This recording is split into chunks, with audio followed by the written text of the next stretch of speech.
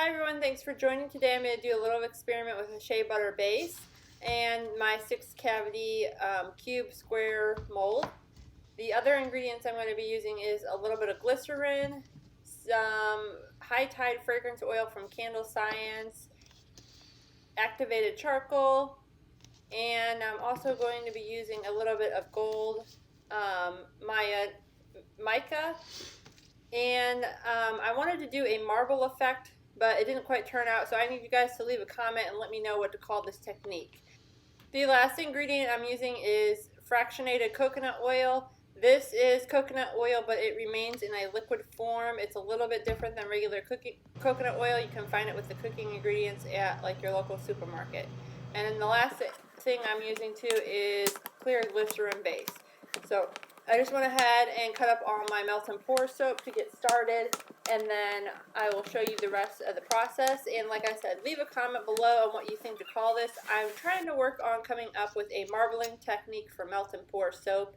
So if you have any ideas or suggestions or things you think I should try, leave a comment to achieve a marbling effect, and we'll see if we can figure it out together. But right now I'm just measuring out 1/4 tablespoon of the activated charcoal and the mica that I'm going to use. And once I have those measured out, I'm going to use a little bit of the glycerin soap along with some fractionated coconut oil and kind of mix all of that together to get like a slurry paste. My idea behind that was that the glycerin, if I just used that, it wasn't going to move quick enough, and the coconut oil I thought would help move it along. Maybe I need to use a different carrier oil or liquid oil, if you know what I mean, to help move this along. And I'm not sure if the temperature makes a huge difference when pouring the soap as well. But I want you guys to watch the whole tutorial, or at least skip to the end of the video, because the technique that did come out was kind of cool, not what I expected. Like I said, if you have any ideas on how to get a marble effect, or if you have any cool names for this technique, let me know so I can rename this video, and we can just, like I said, keep experimenting with soap making, see what other cool melt and pour soap ideas we can come up with.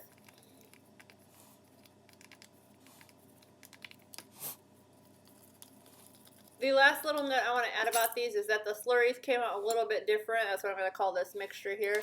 I think with adding too much coconut oil to the mica, it wasn't quite letting the coconut oil stay mixed in well with the glycerin.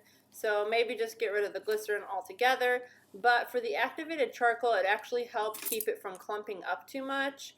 So you know, I don't know, like I said, what ratios I need to use, but I want to keep trying this technique.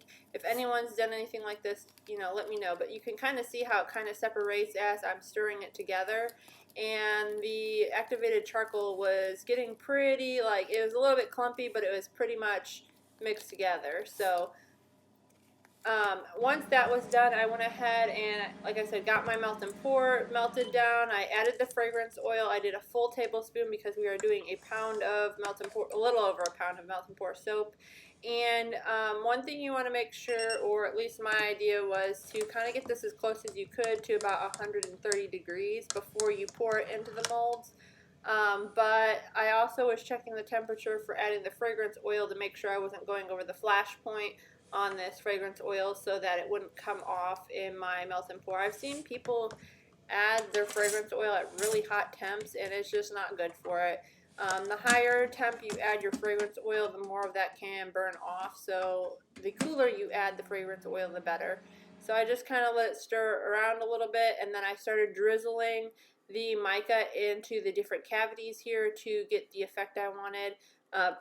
Again, my thought process was when I poured the melt and pour soap base, I was really just hoping that it would kind of like slosh everything around and give it a really cool effect and hopefully look like it was like a marbled sort of tie-dye look.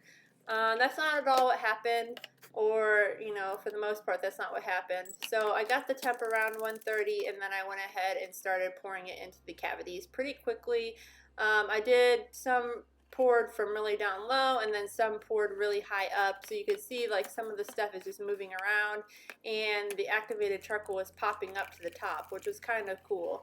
And then I split off the clear melt and pour for the rest because I wanted to see, you know, if I'm going to pour this on the top, I was afraid if I just poured the slurry mix, it would fall right to the bottom. So I tried to add a little glycerin, the clear melt and pour base, to get it to come or stay to the top of the mixture.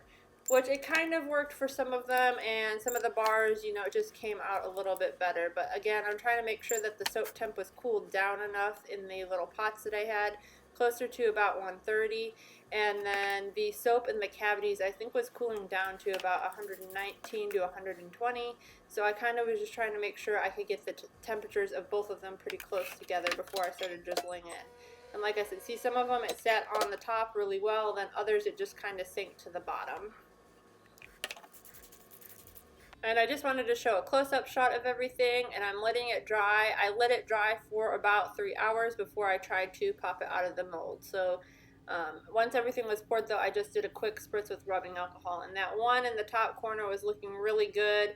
That is probably my favorite as far as the marbling effect goes, because I think it actually started to kind of look like marbling, that one right there. But the rest, they didn't turn out that way. So after this has been sitting for a while, everything is hardened up. I went ahead and popped it out of the mold, and you guys are going to be kind of surprised by this. Maybe you won't. Maybe you've done it before. But you can see how, like, I have, like, indents on the actual soap itself from the oil because it didn't fully absorb. So I went ahead and I wiped down the bars, and they looked good once I kind of, like, wiped them down with the cloth, and then I just got it damp and just wiped off the excess. But you can see how all the gold that I poured in just kind of sunk to the bottom. So I'm not sure if I'm using, like I said, the right mixture or combination here, but it still gave me a really cool effect. If you guys have a name for this technique, or if you've done something similar, let me know. And like always, thank you guys for watching, and I like posting videos like this because it's always an experiment with melt and pour soap and just seeing what all we can do with it. So don't forget to subscribe if you want to see more videos like this.